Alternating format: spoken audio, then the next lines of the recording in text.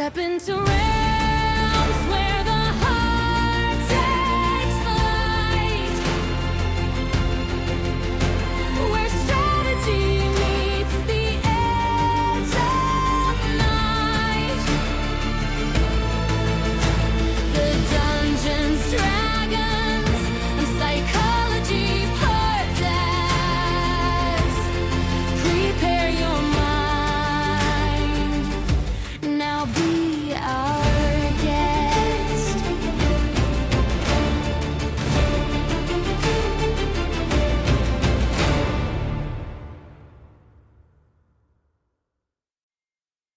Hello, cyclothids, and welcome back to the show. I am so excited to share our new season with you, and we're starting it off today with a really awesome guest who I am so excited about having on, and the interview that we did together was really incredible, so I'm very excited to share that with you. But I also want to let you know, after the interview, we have a new segment that we've added to the show, which is called Knowledge Checks. You may have seen it on Instagram, or you may have heard us talk about it at the end of last season, but knowledge checks are going to be a short review of the literature that exists around the topic of the week. So for today, while we're talking about world building, our knowledge check will be something to do with the literature that exists on world building. And in case you didn't know, I'm Robert Walker, author of Session Zero, the DMG to writing great campaigns in any system. And this is my show, where I teach collaborative storytellers how to create memorable campaigns using psychology. So what does it mean to build a world? Especially in the role-playing space, this means creating the foundations that all these games are going to take place in. They can be small, just the setting for a single game, or they can be very large, a whole world in which many of your campaigns will take place. The guest that we have today probably needs no introduction, as his name is practically synonymous with role-playing games, but it would be a disservice to this legend not to mention some of the incredible things that he's done.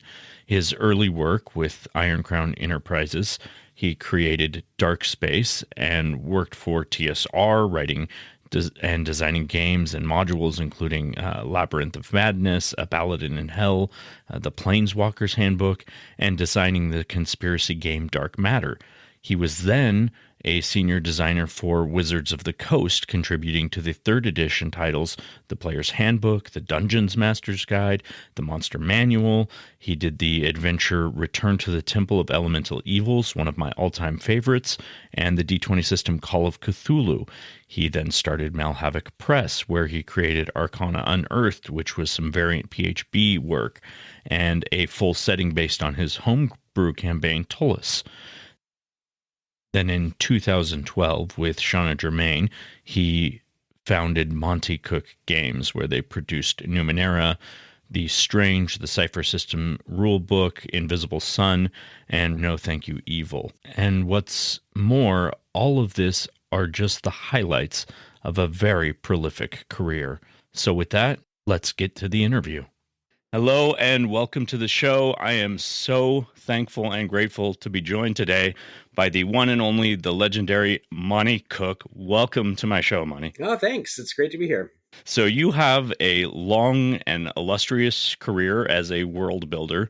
Your name is sort of synonymous with Dungeons and Dragons and world creation and basically everything TTRPG centered. Like, you're one of the most recognizable names in the industry. Can you tell us a little bit about what got you to be one of the most recognizable names? How did you get to this point? Well, so I started writing role-playing games and role-playing games material professionally when I was still in college. And I did a lot of work for a company called Iron Crown Enterprises for Rollmaster and Champions and a lot of things. But in 94, I started working at TSR. And that's probably where a lot of the work that I have done that, people are probably more familiar with. That was, I started working on Planescape and a lot of core D&D stuff. And then when TSR got bought out by Wizards of the Coast, we started working on 3rd edition D&D, and I was one of the designers on that team, along with a bunch of really great people, Skip Williams, Jonathan Tweet. And that's probably what people, even to this day, still kind of remember me for, is working on third edition, 3.5, whatever you want to call it.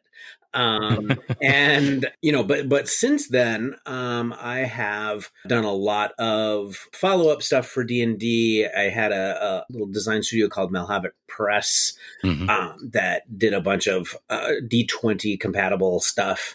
And then now I have another company, Monte Cook Games, where we do mostly non-D&D stuff, although we have dabbled in some 5e compatible supplements, but we've done a lot of our own stuff: Numenera, The Strange, Invisible Sun, a lot of different kinds of RPGs.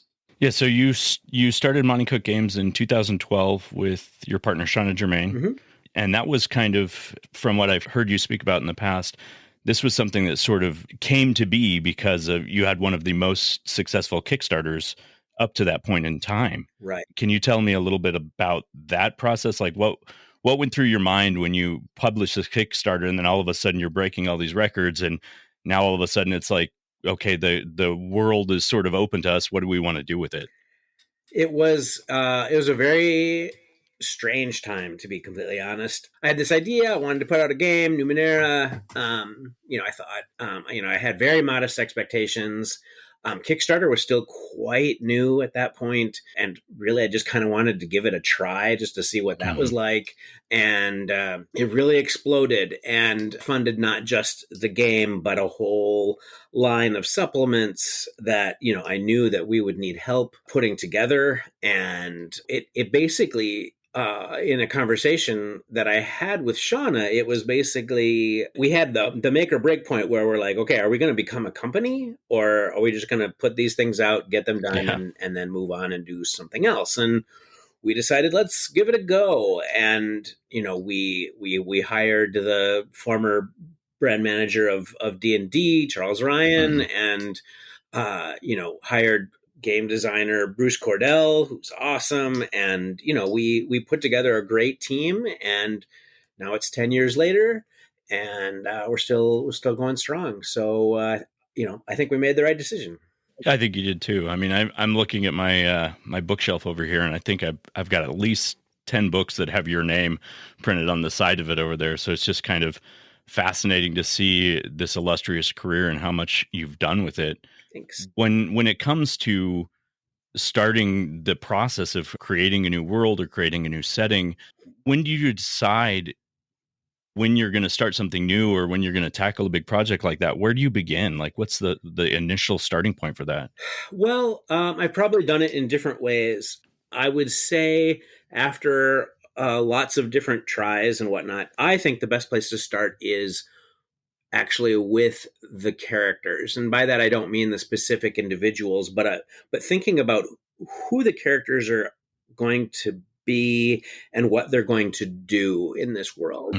With something like Talus, which was a big D&D compatible world that I started with, but it's all city based, and there's dungeons, but the dungeons are beneath the city.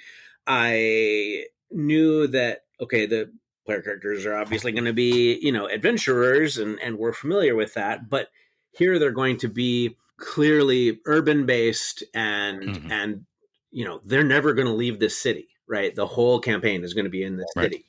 But then for something like Numenera, which is totally different, far, far future, technology is sort of like magic in that nobody totally understands it. I knew that there were going to be all these ancient ruins filled with weird treasures. I knew that the players were going to be people who go into these ruins, right? And who explore them and bring this stuff back out and figure out how it works and make the world a better place, because now we have, these cool things from the past. And so, it's who the players are going to be, and then that shapes the world, right? I knew the kinds of characters that I want to make in various games, and kind of design a world that works for that, right? You brought up Tullis, which is a game we've run several campaigns in that setting. It's one that we really enjoy. In fact, we just got done running like a 1.5 year long one. and we spent a lot of time in the Bane Warrens and doing all that stuff. I've noticed as we've played in some of your worlds that you sort of leave a lot of things lying around for game masters to pick up on and utilize. Specifically in Tolos, I'm thinking the Iron Mage or the claims to the Imperial Throne, where there's these three different entities that are staking a claim.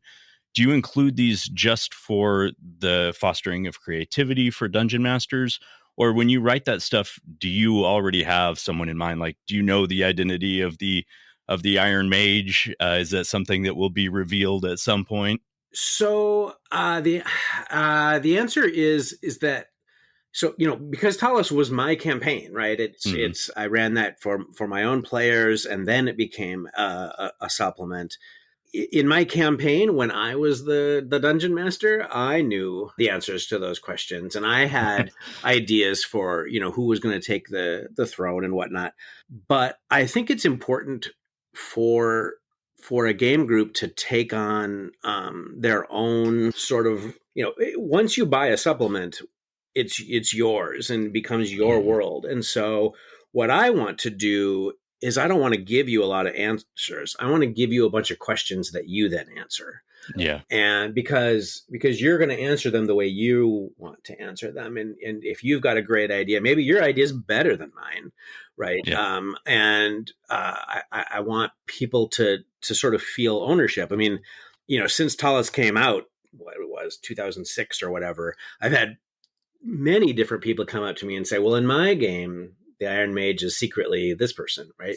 And that's great, because it tells me that they've made the campaign their own, and that's what you should do, right? As a game designer, I'm not a storyteller. I'm the person who empowers the actual storytellers, which are the people actually at the table. I think one way that you really do empower storytelling, I talk about this in my book, is the idea of making your stories cinematic.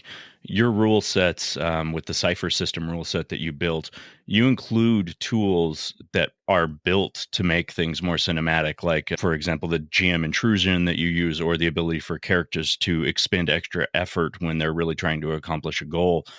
How important to you is the idea of making something cinematic or very dramatic? How much does that lend to a story? And can you talk about why you decided to include those sort of things? Well, I think that making things cinematic is a very good option for many kinds of games. I don't think it necessarily works for every game. Like, there are people out there who want to play something that's sort of very harsh survival kind of thing, or whatever, right? And where you're sort of counting every copper piece, and that's fine too. But for me, I am, as it turns out, an avid film lover, and right, and so now I can't really even watch a movie without thinking, oh, the rope that they're climbing is starting to fray. Oh, that's a GM intrusion. Right. These things that, because what cinematic really means is understanding sort of the raising of tension, and as that tension increases, things get more exciting, things get more intense, obviously, right? Hence the word. And so I wanted tools so that the GM could increase that tension without just breaking the rule, right? I mean, the GM can do whatever they want, but I wanted it to put it right there in the book, right? You can make the rope that they're climbing start to fray, right? And here's how you do it. And not because you want to screw them over, but because you want to make things more intense. And then conversely, you've got to give the players a way to react to that. And that's what effort is in the Cypher system, right? You're like, okay, things are getting really, really tough now. I've got to use more effort. And that's a limited resource, but I'm, got to use it now or we're going to fail. It's kind of like a proliferation of an arms race a little bit, right? The GM's making things tougher. The players are putting in more effort, and it goes up and up and up. So you get to the top, and then, hopefully you have this huge cinematic conclusion with some dramatic scenes and hopefully some lucky dice rolls, and you get a great finish. I mean, the goal, I think, of every sort of designer, whether you're writing an adventure or a game system or whatever, right? The goal is so that when it's done, when the session is over, or right at the end of the big campaign or whatever, you've got everyone super excited and maybe they're even on their feet. Yay, they're all cheering because Yeah. of, they finally defeated the big bad guy or whatever. That's what you want. And that's what cinematic gaming is all about, really. It gives you that total immersion, whether it's in action scenes or even in emotional scenes. I think it's also incredibly important too to have those immersive moments where you just sort of lose yourself in the character, lose yourself in the story, and just become one with what's taking place. You kind of forget where you are in the real world for a little bit. Yeah, I agree. It's one of the reasons that I really like horror gaming, right? Yeah. Because, it's one thing to make the player character scared. It's another to make the players scared. Yeah, And, I agree. it becomes very visceral and very, like you said, emotional. I've talked about it for years with people I've gamed with, but one of my favorite adventures of all time is actually one that you did, which was the Return to the Temple of Elemental Evil. And I love that gritty, dark sort of fantasy. I think there's just something more visceral about connecting to something that frightens you and being able to overcome something that frightens you. Yeah, I think so too. I'm sure this has come out in a lot of my writing, right? But I want the people that you're going up against to be really awful, right? Yeah, To yeah. be really scary and you're really happy when they're defeated or dead. We'll be right back. Hey, Cyclithids, if you love the Dungeons, Dragons, and Psychology podcast and want to help keep it alive, there are a ton of ways you can support the show. Join us on Patreon for exclusive content like NPC character sheets, early access to new products, and even first looks at DM's Assistant app. You can also grab gaming-inspired merch on the Etsy shop, Games for Games, or pick up one of my books, The Player's Handbook to Real Life, or Session Zero, the DMG to writing great campaigns in any system. And even if financial support isn't in the cards for you, you can still help by sharing the show, leaving reviews, or introducing new players to our community. Links are always in the show notes, and thank you for being the heart of our adventure. Well, I've definitely built characters out of the Book of Isle Darkness, which was another one that you were a part of.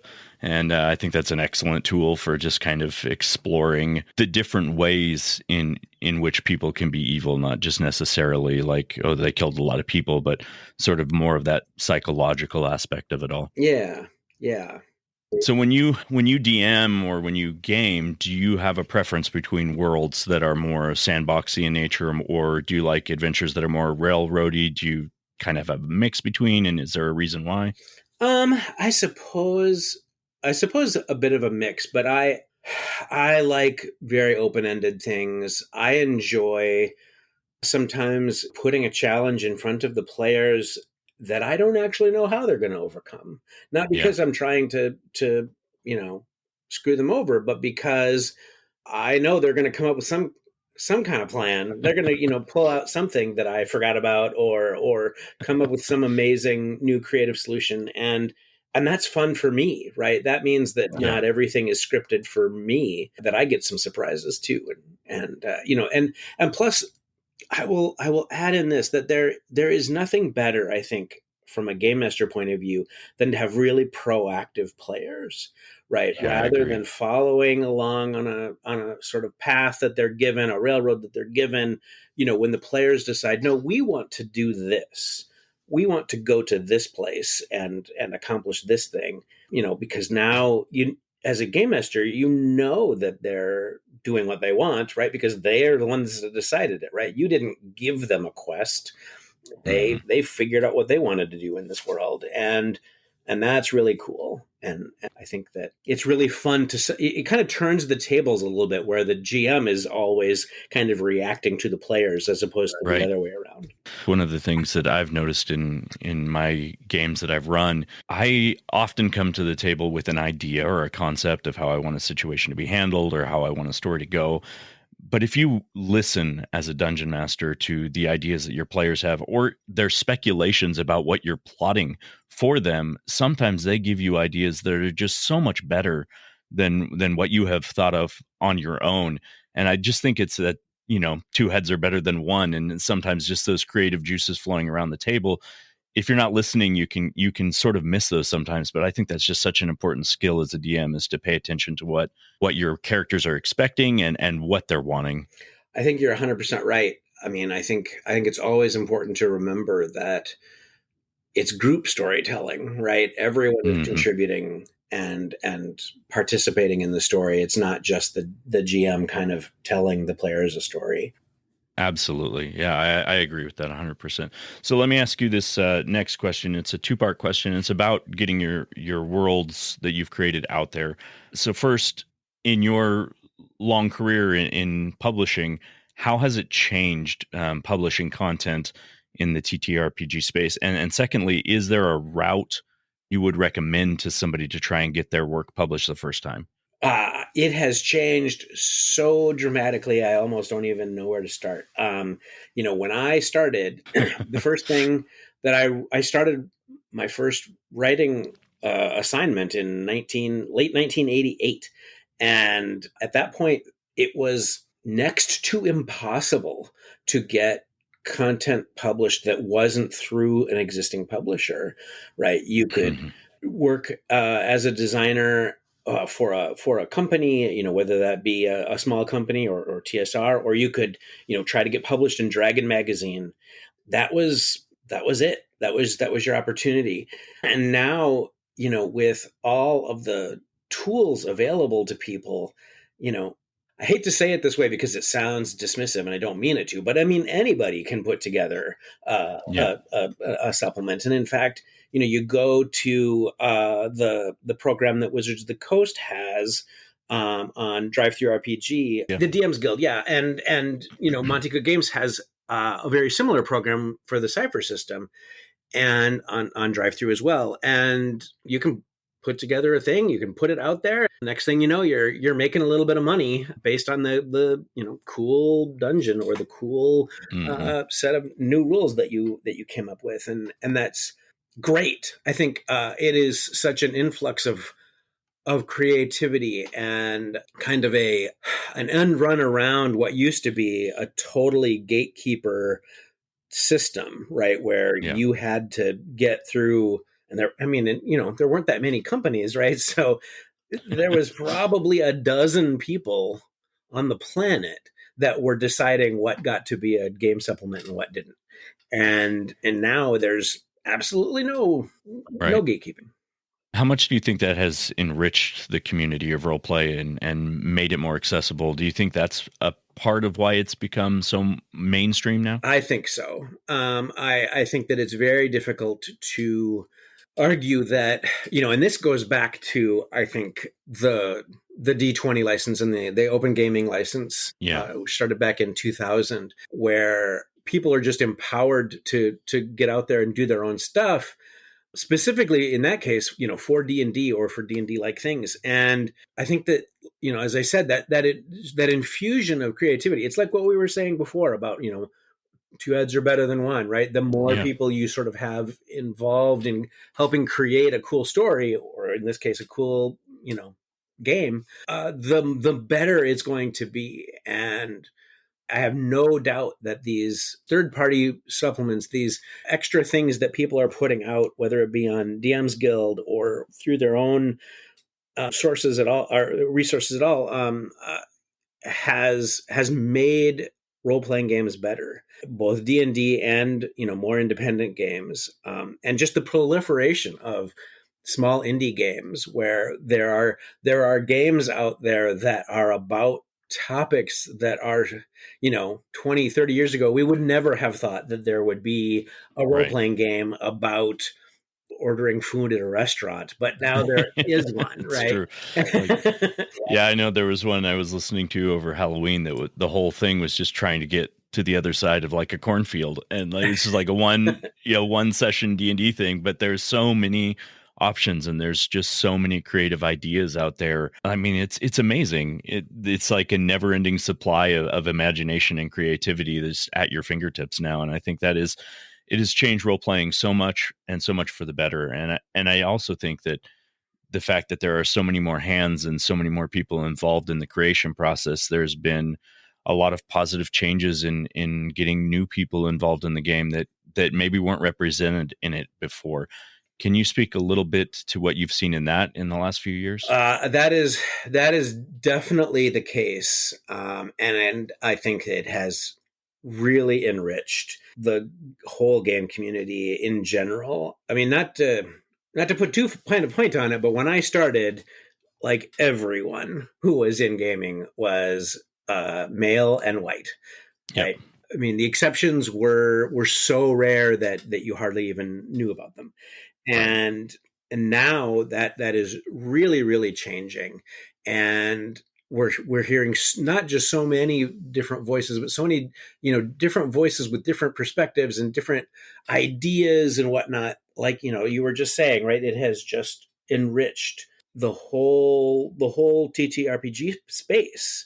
And I am very grateful for that. And I have worked to do my very small part in encouraging that, and will continue to do so, because I think it's really important, and not even just in creator space, but just in players, right? I agree.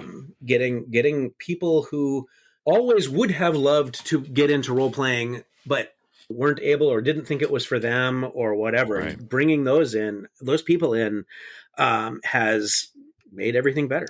I had Greg Tito on my show not too long ago, and he had said something that really stuck with me that fits in line with this, is that it's just like the way your role play party is enriched by variation and different roles, so is your table. That's a really good observation. That's great.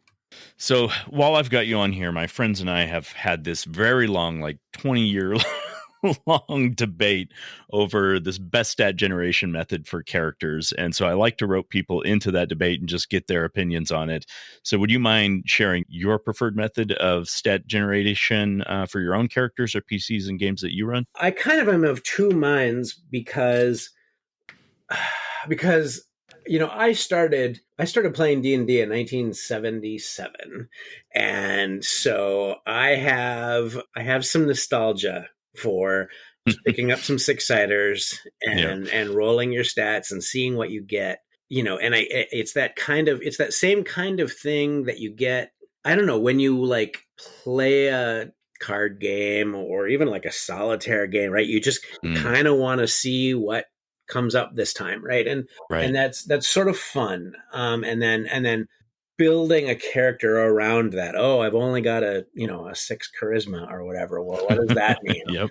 But I also recognize that that level of randomization is sometimes really unwanted, right? Because you want to play the character that you want to play, and so for that, what we called the standard array back for 3rd edition, where you've just got 6 scores that you can then assign however you want. That's probably my favorite way. If I was just going to sit down and run a game of D&D right now, it's probably along the lines of what I would suggest, just so that it allows people to have the say over what their character can do and what their character's good at.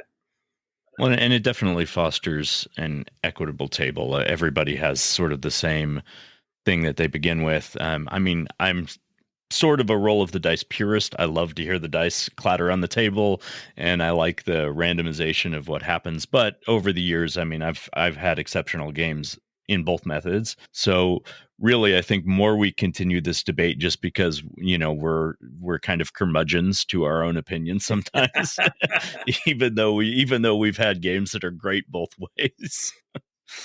So let me ask you one. Go ahead. I was just going to say, back in the day, I played the fighter that I randomly rolled with an 18 strength and like a 4 intelligence, and I had a ball, right? Yeah. One of the things that I do like about the die rolling method is the fact that you end up with stats that are sometimes way lower than you would be expecting to play with. So you have to learn how to represent those weaknesses and sort of compensate for that with your other strengths. And sometimes when you're middle of the road, and I don't think you see that same level of creativity, which I think is another thing I like. Yeah, I agree with that. So let me ask you one more question. It's sort of a personal question about a adventure that I've been developing.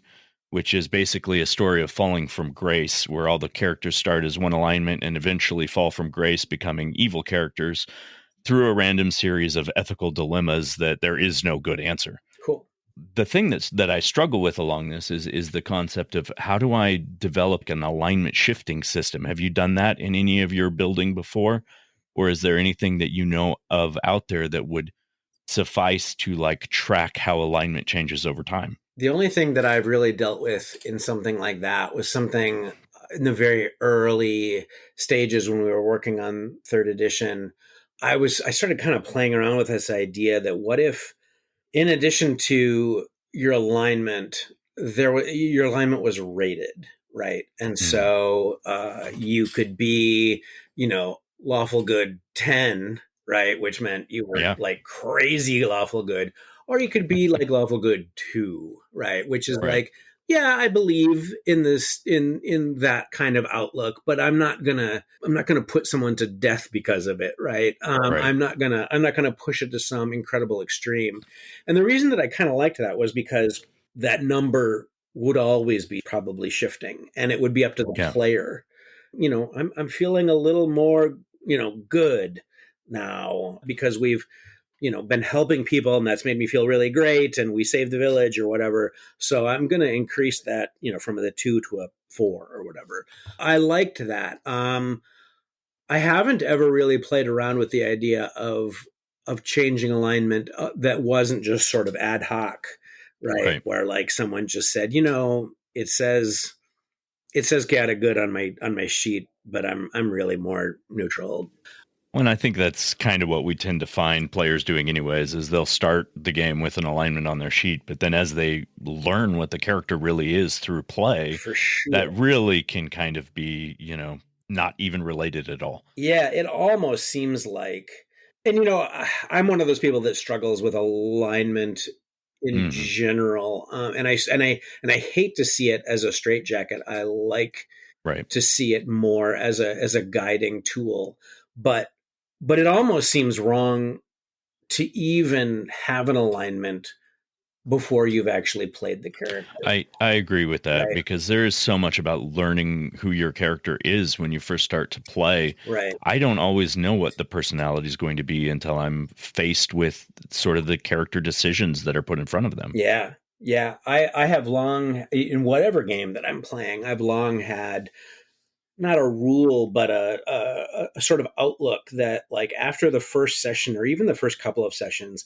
if there's something that you want to change about your character because you made the wrong decision in character creation, I'm almost certainly going to allow it. I think that's a good idea. Yeah, especially if you're gonna play a long-term campaign that's going to last a year and a half or whatever, and you're stuck with some dumb decision that you made a long time ago. That's not fun. That's very true. And it is an interesting time and place to kind of be trying to write this adventure when there is so much of the community that's moving away from the idea of alignments anyways. So I kind of thought, well, maybe the best way to do it wouldn't even be to have alignments in there, but just still have the same series of choices that eventually you're just kind of stuck in that, well, I've done a lot of bad things because of the choices I've been forced to make. And it could be more organic and doesn't really need to have anything numerical attached to it. Yeah, that's an interesting point of view because, again, to kind of talk about that whole straitjacket thing, sometimes a player, when you give them sort of an ethical dilemma in the game, they'll look down at their character sheet, right? And they'll see lawful neutral or whatever, and they will feel like, okay, well, I don't have a choice. I have to do what a lawful neutral person would do. And it sounds very much like what you want is for them to have to make that choice on their own and then kind of deal with the consequences. And you're going to feel more like the choice is your own rather than the game forcing you to make a certain choice. That is awesome. Let me move on to something different, which is a question about, you've published so much and you've put so much out in the world there. I know early on you wrote a setting you were going to do a Marvel thing that the rights kind of fell through and that never got published. But other than that, is there anything that you've created or that you have yet to publish that you're really super proud of and hope to see on the market someday? It probably won't surprise you. I'm working on a couple of things now that are not yet published and are still very much in what I refer to as sort of the alpha stage, which is not even like something that is fully playable, but that I'm very excited about. One kind of has to do with dreams and consciousness, and what happens to your consciousness if you die, what makes us conscious beings, and that kind of thing it's always been a real interest to me. So that's one thing, and another is a science fiction but super far future, super advanced. I'm a big fan of reading nonfiction about technological advances and things that could possibly happen that just seem crazy, over the top, but Yeah, could really be possible in as we understand science. And it's not going to look like Star Wars, right? It's going right. to look very different, but maybe really cool. So yeah, those are the kinds of things that I'm thinking about and excited about right now. And yeah, I've always got a couple of things that are sort of down the road, and I'm excited about what's happening now and what we're putting out now, but I'm also excited about what I'm going to be doing 2 years from now. I think that is kind of part of being a creator, right? Like the new thing always ignites that passion, reignites that passion in you. There's just something about the beginning of a project that's just so exciting and so exhilarating. That is so true. Absolutely. Okay, so let's move on to tricks of the trade. So for tricks of the trade today, I'm just going to ask Monty to share with us one or two ideas on how you, my listeners, can start the process of creating your own world or creating your own setting for your tabletop games. I also came with one of my own. I'll go ahead and go first. So Monty, you have a moment to think about it there. And I think one thing that's always really helped me come up with new ideas is whenever I'm consuming media of any fashion, I always keep a notepad or something nearby. And if there's a cool scene or if there's a cool idea, just jot it down, because something even small, like I think like the Chronicles of Riddick, I thought about the world in there and the way that the government was set up in that. And I took just that little piece out of that story and it made a really fantastic conceptual government for one of the worlds that I ran. But I always have that list of things to refer back to as I'm creating something new. And I think, oh, what's this going to look like? Oh, here's my whole list of ideas that I've got. Maybe I'll input this from that media source and then make this sort of Frankenstein monster of what ends up being really cool when it comes together. I think that is really smart. That's really great advice. It's certainly something that I do. As I look around my office, I literally have 4 different whiteboards and a desk covered with little pieces of paper and journals and whatnot that are just filled with ideas that I've had while I've been doing something else or whatever, and jotted down. And I think that that's great. But another thing that you can do if you're trying to think of a whole new setting or world or game or whatever, sometimes you'll just kind of get this image, or you'll see in a movie or something a scene and you're like, that's so cool, that's what I want. And if you can just kind of hyper focus on that thing and break it down and think, okay, what are the things, when I watched that movie and I saw that scene where these guys were fighting this monster and these were the stakes and they had these abilities or whatever. And you break that down and you think about, okay, so what do I really love about that? Well, I really love the one ability that character had. And I really like the monster was such and such. And you break those down into those little bits and you're like, okay, so now what do I have to do to create a setting or world or whatever, and that enables that to happen, right? And you take those, maybe it's just like 3 aspects and you're like, okay, so clearly in this world, some guy was using some cool magical power, right? Clearly that magical power exists and people have it, and that's like a profession that you can take or a skill that you can learn or a talent you're born with or whatever. And you just extrapolate up, right? And suddenly the world is starting to take form around that sort of core idea, that core scene that you had. I mean, that's absolutely how I started with Numenera, for example. I had like this one image in my head of like these people walking through this giant machine, and they didn't know what it actually did or how it worked or anything, because they were, much less sophisticated than whoever had Right. built it. And from that came a whole setting. And I think that that's really valuable. And it's particularly honing that skill of not just thinking about, oh, that was a cool scene in that movie or in that book or whatever, but like, what about it did I really love? What Right. are the key elements? Because then you'll make sure that you get to replicate that in the game that you want to run. Breaking it down to its foundation so that you can rebuild it. Yeah. Yeah. That's beautiful. Awesome. So before we sign off, let me give you the opportunity to share with my cyclothids where they can connect with you or buy your products, anything new you have in the works that you want to plug right now, or anything else you would like to share. Go to montecookgames.com and you will find all kinds of articles and products and whatnot. I also want to talk about or mention I have kind of a blog, kind of a newsletter kind of thing on Substack. So what you want to do is it's called RPG Design Theories, and it's just montecook.substack.com. And Awesome. There I talk about all kinds of game design issues. People tell me that it's really useful just for GMs and DMs to read, but I come at it from the point of view of a designer and like why a designer does a certain thing, or why, a thing that a designer should be thinking about as they're developing rules or settings or whatever. So a lot about like what we've been talking about today. Well, I'll make sure the links for all of that information gets in the show notes, Cyclothids, so you can find that and get to those sites. Monty, I just thank you so much for coming on the show today.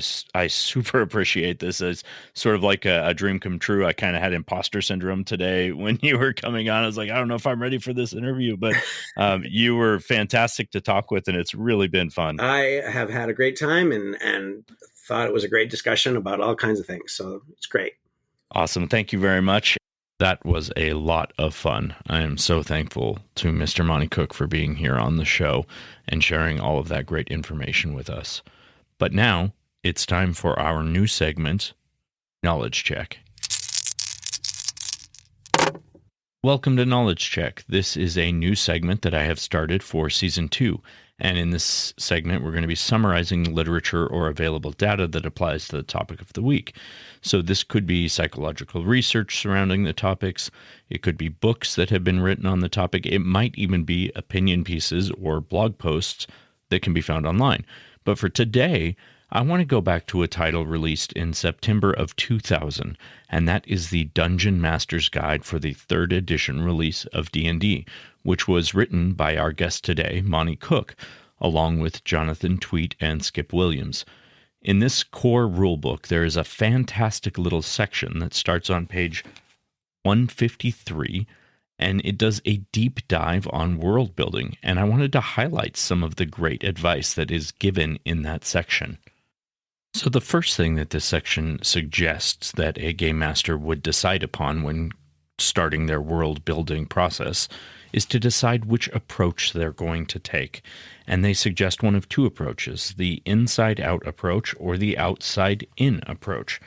With the inside-out approach, you would start with a small area and build from there. You don't even have to think about what the world looks like. You don't have to think about what exists outside of the starting place that your characters are going to be placed in.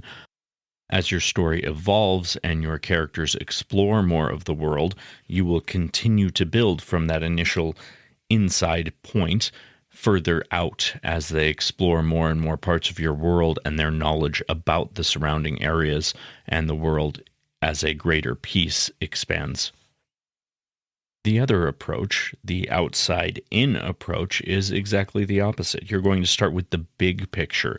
You might start by making a map of what your entire world or your continent that your characters are starting on looks like. You have a very good idea of everything that the characters might encounter on a broad spectrum throughout the world. You know the politics, the other kingdoms, the major political factions that they might encounter, what big groups exist. So this way takes a lot more work before starting the game, but you do start with a lot more detail. Once you have decided on your building approach and you have taken the time to get either where you're started or the bigger picture of what your world looks like, there's a lot of things you want to consider, things that go into that, like geography, demographics, the economics of your world. And within those things, you can break them down. For example, when you're thinking about geography, you want to not just think about the climate and the terrain, but you also want to think about the ecology of the world. What lives there? What exists under the land, even? What sort of terrain types are more suited to what types of creatures that might be there? Are there any notable big monsters that live in a certain area of the world? With economics, you could think about things like, what sort of coins will the party be using? Is it a traditional copper, silver, gold system, or is there something unique? Do you have the old early edition D&D Electrum, which was sort of a mixture between silver and gold, and it claimed that middle space between the two denominations? Are there taxes that the players would have to use, or would they have to deal with money changers if they go between one nation and another? So all of those types of things can play into your economics, as can, trade routes and trade goods and supply and demand. All very important things to consider, especially if you're building with that big picture and you want to know all of this stuff ahead of time. Think about politics. What are the political systems of your world? What is the makeup? I did a whole episode on politics for fantasy stories early on in season 1, so you might want to check that out. But think about, is it a monarchy? Is it tribal? Are certain areas of the world run by a republic or a magocracy or a theocracy? And there's so many other types. I mean, you can break it down even further. Is power passed from father to son or mother to daughter? Is there some sort of selection process that the monarch has to choose his successor? All of those kind of things can add a lot of immersiveness to your stories. As you break things down smaller, think of cultural tendencies. What sort of beliefs do certain areas have, or what sort of species live there? Is it a mix of all of the main species, or do you have more humans in one area, more dwarves and elves in another? How does that all play out in the area, especially the area that your characters are going to be starting in? Think about the legal system and the legal issues that the characters might face. Are there any unique laws or any unique crimes that they might need to know about? What are the social classes? Is it based on like European feudalism, or are you looking more at like feudal Japan? What sort of system do you want your characters to exist within, and what sort of systems exist in the nations or the kingdoms surrounding the area that they are starting in? Then look at very important historical things like, have there been major wars or calamities? Is there one going on right now that your players might have to contend with? Are certain nations hostile towards other nations around them or in other parts of the world? Consider the effect that religion is going to play into your campaign or your story. Is it like early Faerun, where the gods had a pretty powerful hand in the normal day-to-day lives of the people who lived in the world, or is it more offset with the gods in the background, where religion is more of like it is in our world, where we don't really have any answers one way or another? So many things are speculation between which religion is the right religion. Or is it something that is just known? The gods are there, their power is real, we've seen it, we have proof, so that there's less mysticism around that sort of thing, and maybe more mysticism around strange forms of arcana or lichdom or undeath, or some of those sort of like culty type followings. And then finally, a really big one to consider is, how does magic and technology work in your world? Is it high fantasy magic where it's pretty common? Is magic very rare and sparse? Are there high levels of technology that might not be understood, like Monty spoke about today in his world, where technology is considered to be magic because it's not understood by the people who are using it, so it becomes more of a magical effect than a understandable piece of science. And then whenever I'm building a world with magic, I always have to ask myself, what restrictions are there placed on those who can use magic? Is it something that's limited to a certain cast of people, or is it something that there are very strict laws about? Can charms and compulsions be used, for example? Are they considered evil? What about necromancy or anything that has the evil descriptor? What sort of rules would your world have about magic, and how would those affect your characters playing in that world? So that is it for today, Cyclothids. Thank you so much for joining me. I do want to remind you to please get on Apple, get on Spotify, leave us a review. Those reviews really help in getting more listeners to the show and being able to keep doing what we're doing here. Also, you can follow me on Instagram. If you have not visited me there, please give me a follow. I almost always follow back. And if I don't, send me a DM and remind me to. But the Instagram is at dungeons_dragons_psychology. We've got a great season planned out for you this year, and I'm really excited about some of the other guests that we have coming up over the next few months. So stay tuned for that, and stay up to date by following me on Instagram. And until next time, we'll see you next session.